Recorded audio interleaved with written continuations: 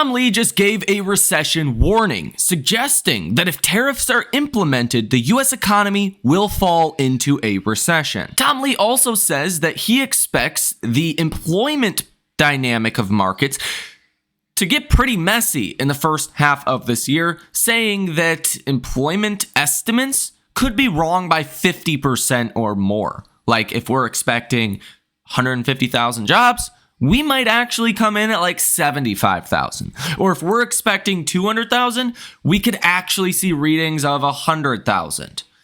That's not a good dynamic for stocks. Here in this video, I will share with you this clip from Tom Lee. Unfortunately, it's about 8 minutes long. This is the most important part of Tom Lee's interview over this weekend, and you need to hear it. Like, this is not the bulled up Tom Lee that you are used to. He's talking recession. He's talking about an ugly labor market that's coming. He does think tariffs are actually deflationary by nature, which is contrary to what a lot of people think, and this will allow the Fed to accommodate markets eventually. But beyond that, we are going to look at your major economic data coming out this week and why this week is going to be so critically important. We do also have more earnings that could be important for markets. But first, take a listen to what Tom Lee just said. The administration thinks that the Fed Chair Powell is kind of set up to do. And I'm just curious, do you think that he's kind of doing the right thing at the moment, given the uncertainty and until he gets more clarity about inflation?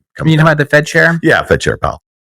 Well, I'd say that I'm going to say I think the Feds, in terms of guessing their thinking, I think they view tariffs as an inflation risk, and that's governing their actions.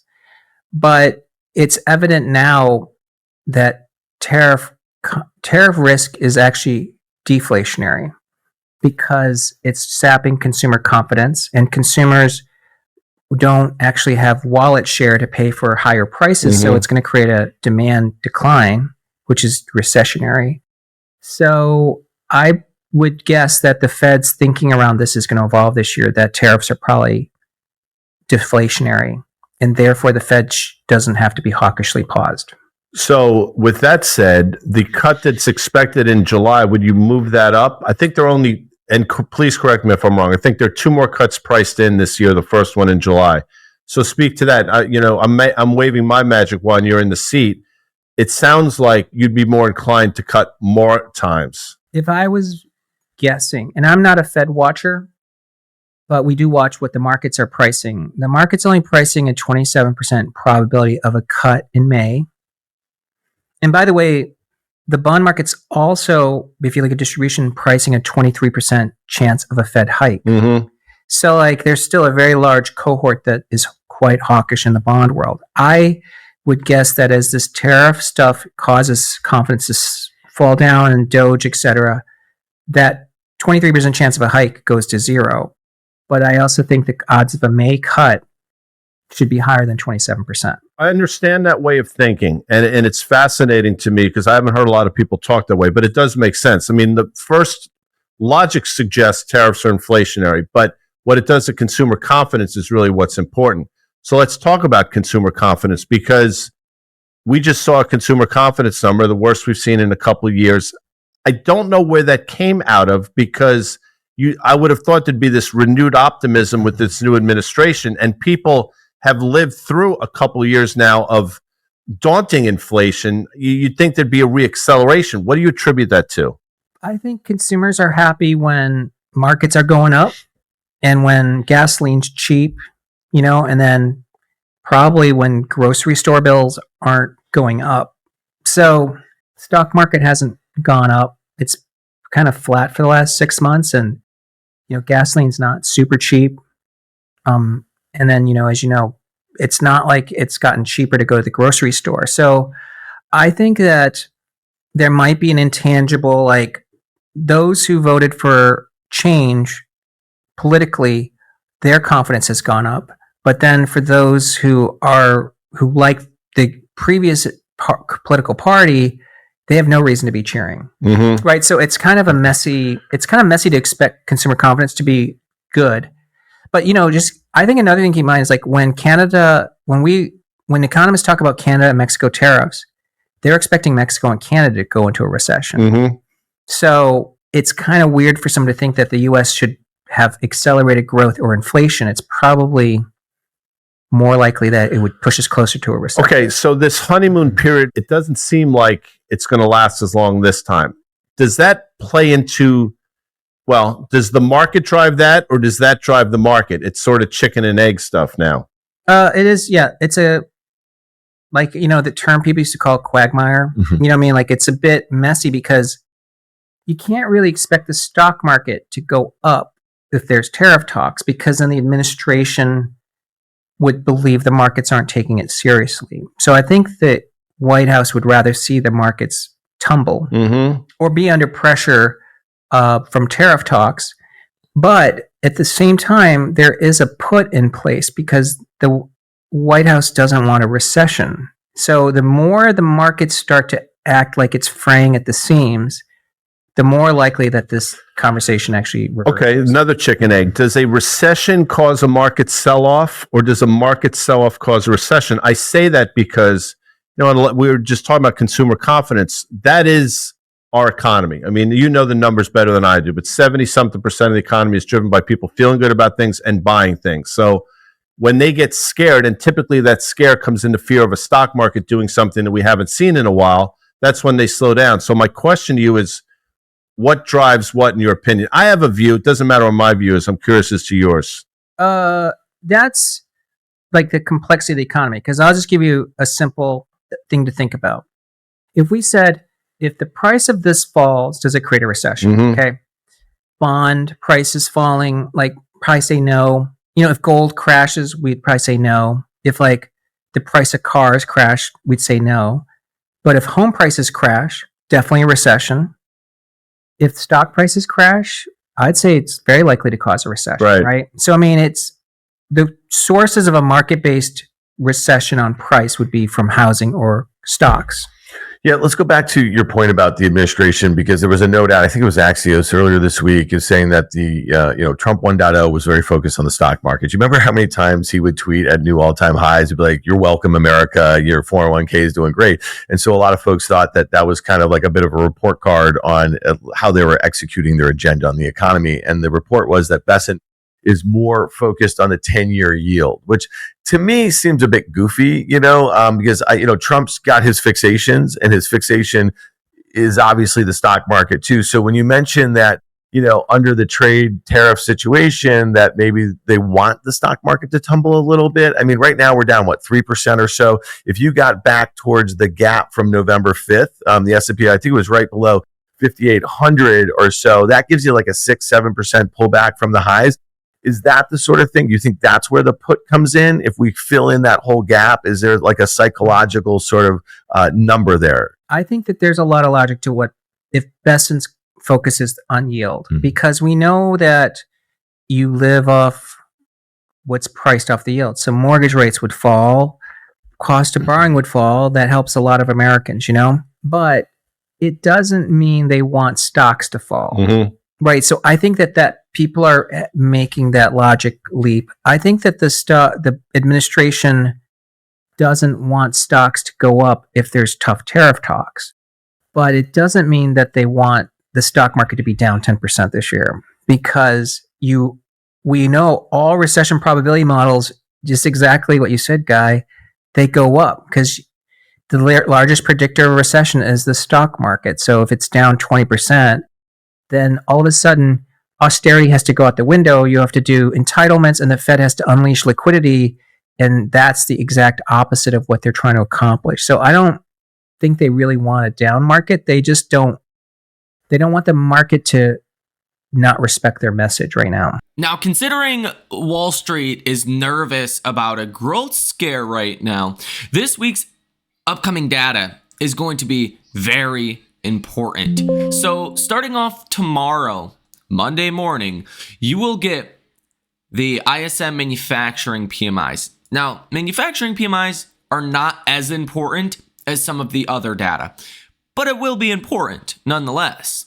But really, manufacturing's been in a recession for like years now.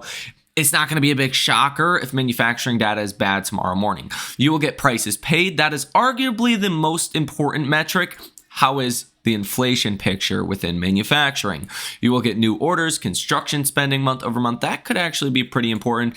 Employment data and some other smaller data sets. Fed Musa Liam will speak at 11:35 in the morning tomorrow as well.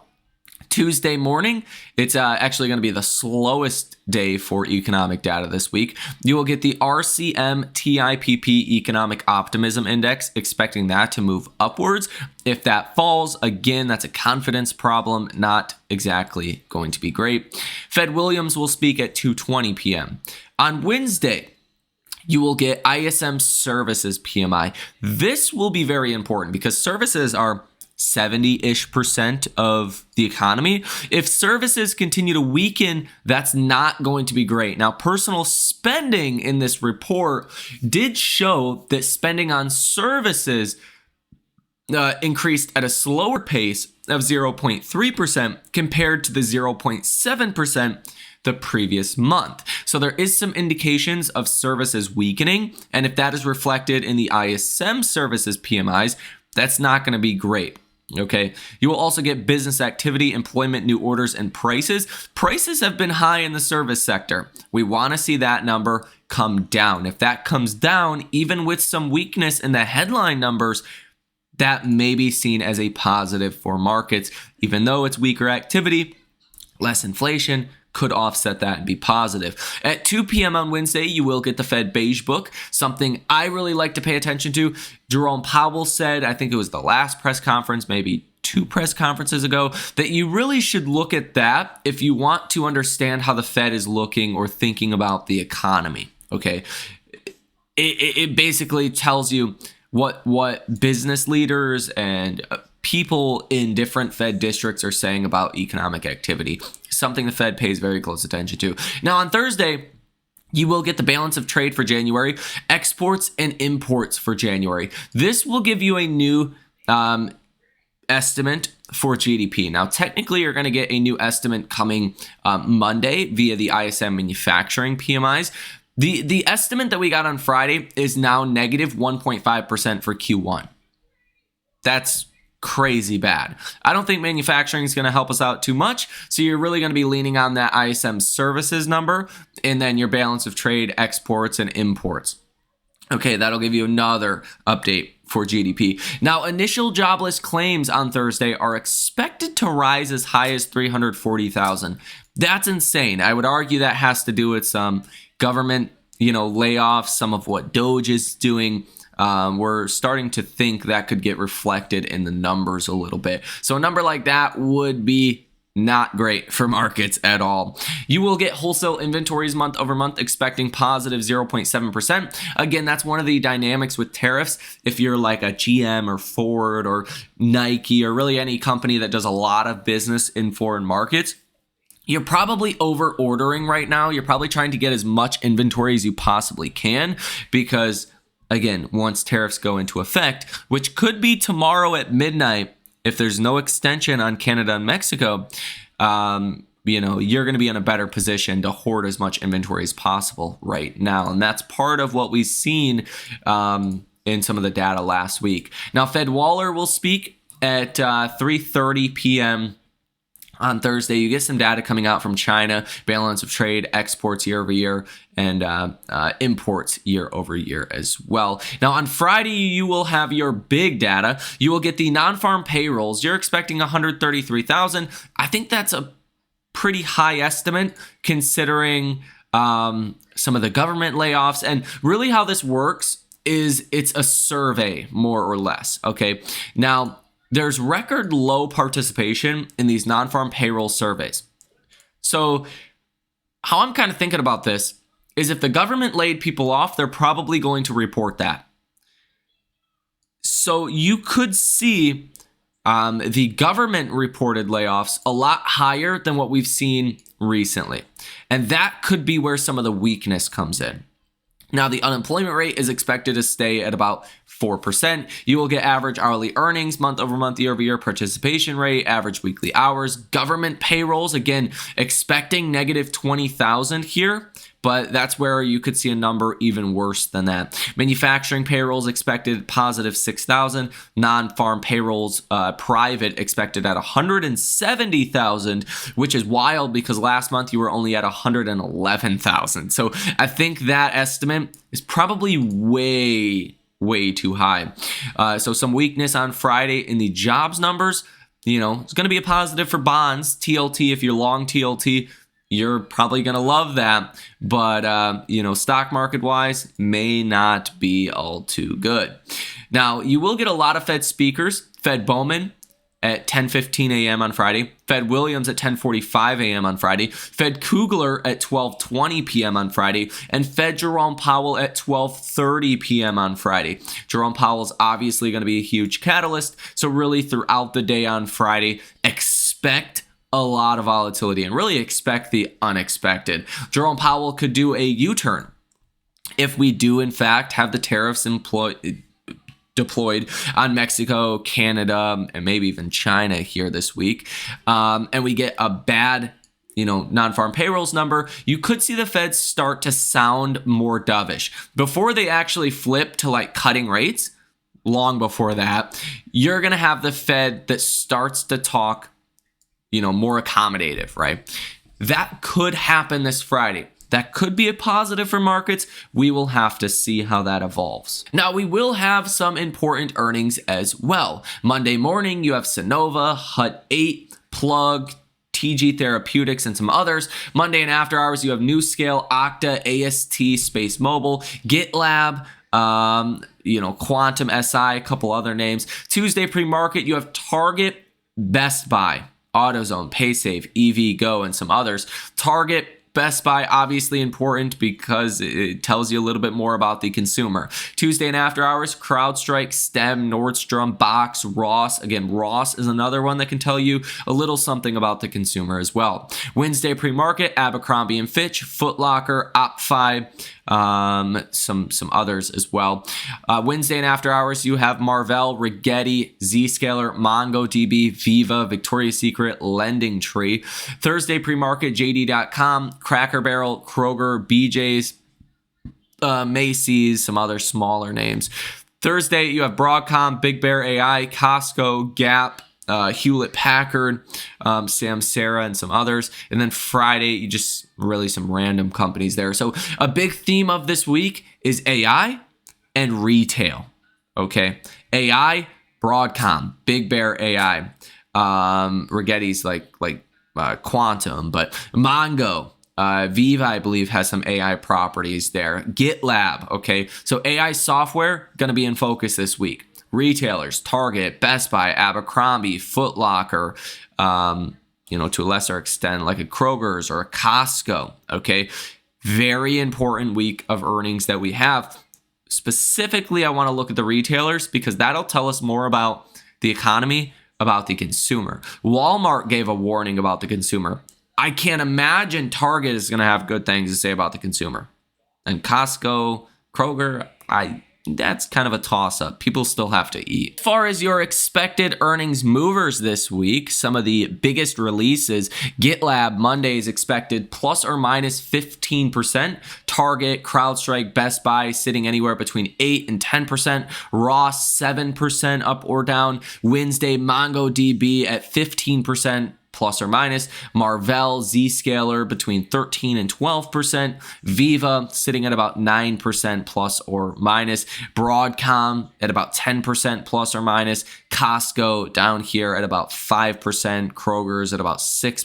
HPE at about 8 to 9%. So actually expecting some big movers this upcoming week. On other big news as well, Donald Trump has created an executive order to build a crypto strategic reserve that includes XRP, Solana, and Cardano. Also says that BTC and Ethereum as other valuable cryptocurrencies will be at the heart of the reserve. Also love Bitcoin and Ethereum. Now, what happened on Friday looked like a bear market rally or bear market bounce. We rallied for no reason. I think a lot of people were short and the tide started to turn a bit, and that kind of propelled the upside. I don't exactly think this was a justifiable bounce, and that's why it looked like a bear market bounce to me. There was really no good news on Friday. It was all bad news, and markets still rallied. And I do think we could move higher to that 50-day moving average around 597.86,